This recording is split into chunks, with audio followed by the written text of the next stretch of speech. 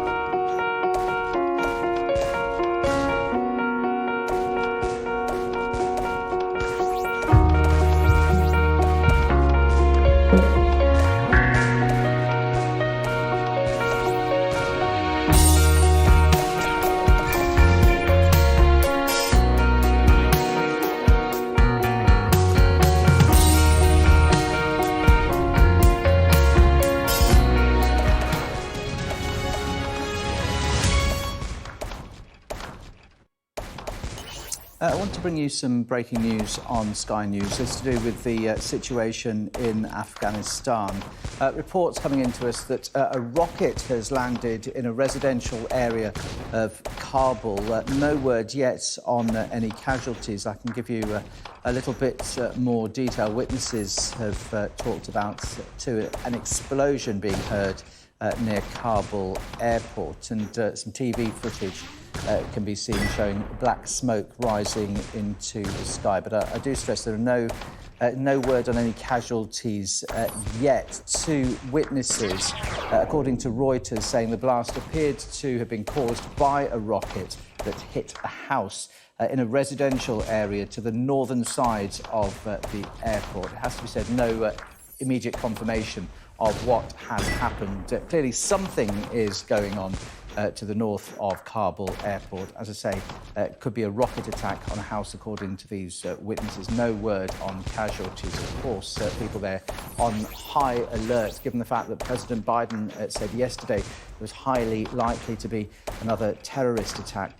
within 24 to 36 hours, and that clearly coming after Thursday's devastation at Kabul airport. So we'll keep a watch on this situation. Reports perhaps of a rocket attack on a house to the north of Kabul airport, which is coming into us. No word, as I say, on casualties at the moment.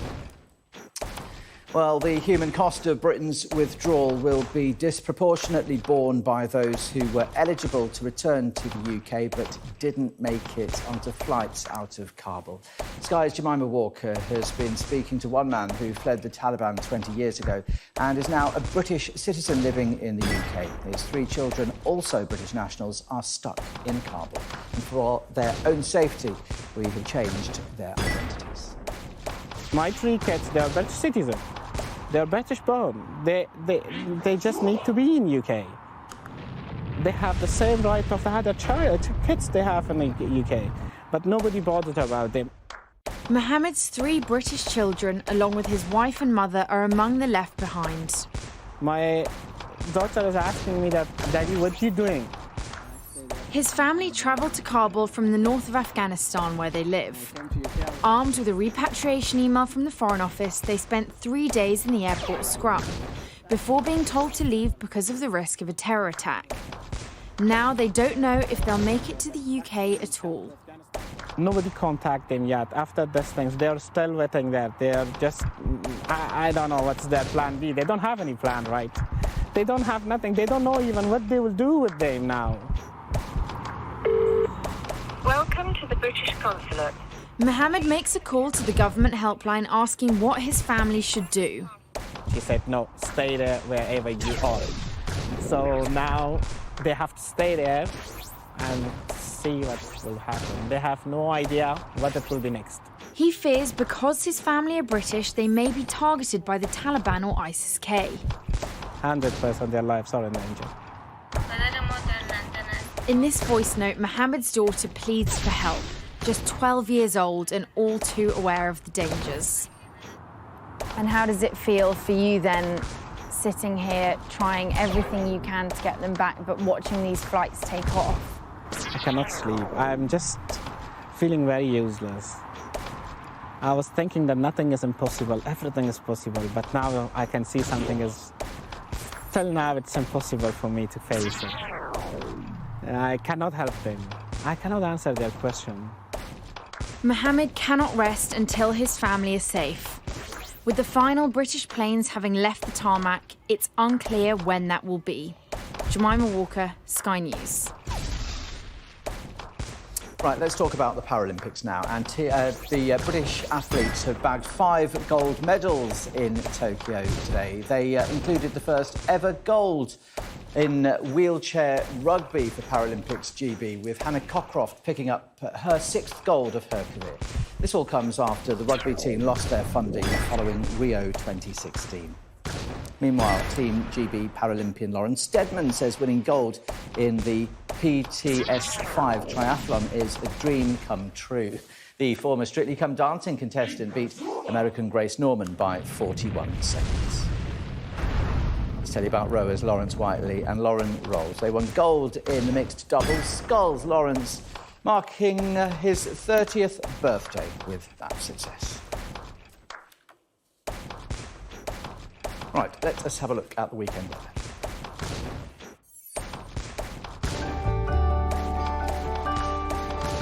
Look forward to brighter skies. The weather, sponsored by Qatar Airways.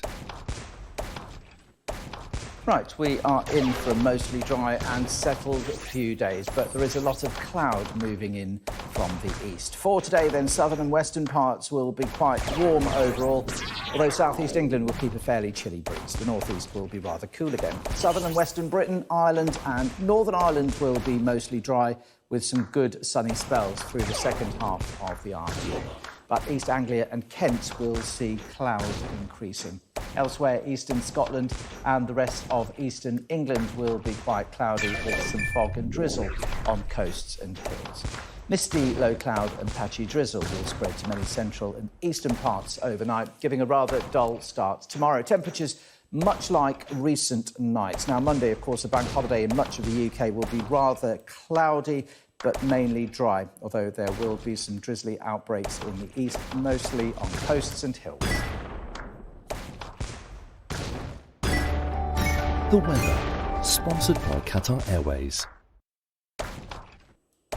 And we've got confirmation just coming into us in the last few minutes from a police chief in Afghanistan who has confirmed, we were telling you a few moments ago about this rocket attack. Well, in fact, that has happened. A rocket has hit a neighbourhood, it is said, northwest of Kabul airport amid the US evacuation, killing a child. We said we didn't know anything about casualties, but that, according to an Afghan police chief, one child has died in this rocket attack on what we suspect to be a house northwest of Kabul airport. Much more to come on this and the rest of the news for you after that.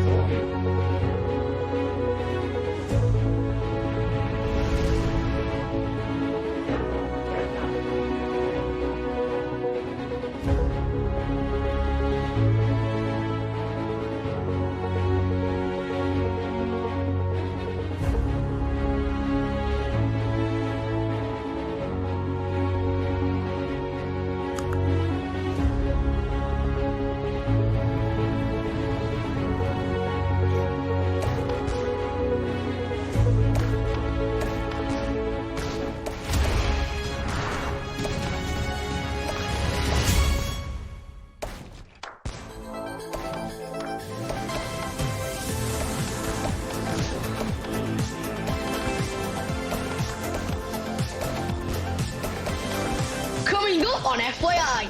How are we going to save the planet? Climate change activists from around the world give us their tips. The most important thing I think I'm doing is just talking about it. We don't realise how powerful we are. If you're wondering what I'm doing, this is yoga. Well, an attempt at it. But can yoga help our mental health?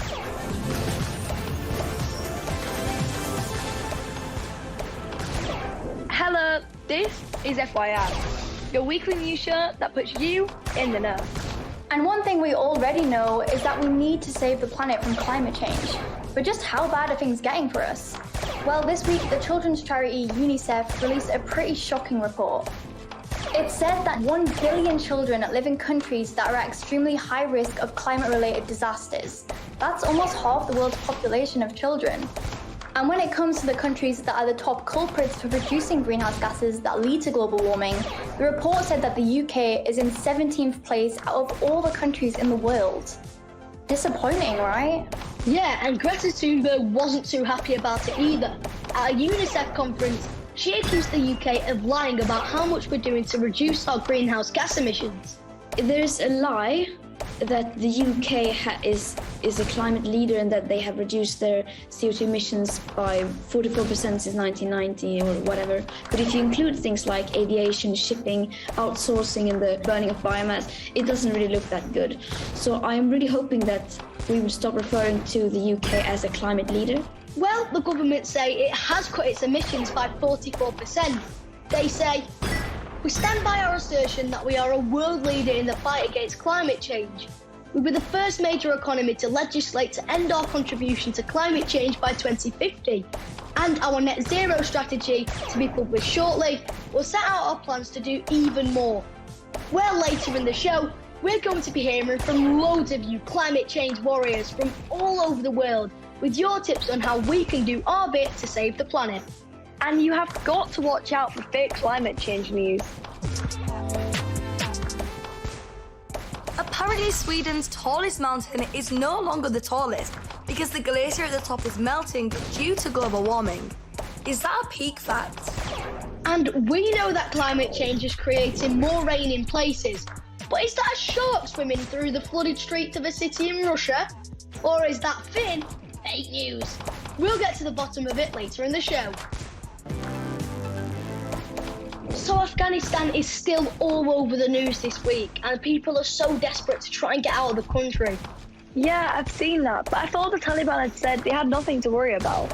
Well, a lot of people are scared of the Taliban who've taken control of the country, but there is an awful lot to try and get your head around to understand it all. So we've been researching. 20 years ago, in 2001, with the support of many countries, including the UK, America invaded Afghanistan to remove the military group known as the Taliban from power. They were accused of protecting and supporting the Al-Qaeda terror group, which had attacked American cities that year, killing nearly 3,000 people, known as 9/11. Al-Qaeda training camps were destroyed and the Taliban were overthrown. By 2004, a new government was installed with an elected president, but the Taliban regrouped and fighting continued. Last year, after a peace deal was made between the USA and the Taliban, America decided they would remove all of their soldiers from the country. But almost as soon as the remaining American troops started to pull out, the Taliban launched an attack across the country, and the Afghan president fled. Many people are frightened of the Taliban because the last time they were in power, they punished people harshly who didn't follow their rules. They wouldn't allow girls to go to school and force them to wear the burqa, covering their face and body. Well, at the airport in the capital, Kabul, American and British troops are trying to get as many people onto planes as possible, but they're overwhelmed. This is an extraordinary airlift. The UK alone has taken 9,000 people out of Kabul. The Taliban has promised to support the evacuation operation, but there are fears for the safety of people and troops there because local terrorist groups have threatened to attack anyone trying to flee the country. And sadly, attacks on the airport have already killed and wounded a lot of people. The Taliban has given them a deadline to evacuate people and leave the airport by the 31st of August.